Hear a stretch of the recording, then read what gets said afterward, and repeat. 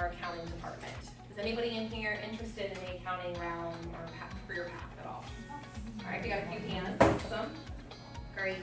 So that's what I focus on. But I've started with the company in different facets of it. So what I'm going to do to start off is talk about a little bit of the history of the company, why I joined it, the different departments we have, and how I got to where I got within the company.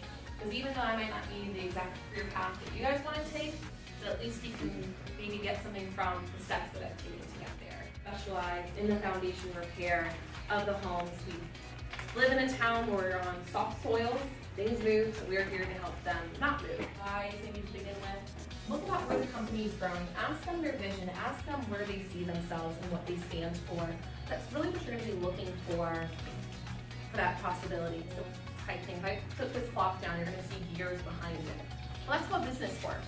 If one gear of the business, or meaning a department, is having some issues or struggling, the other ones are going to struggle. So it's all of us working together cohesively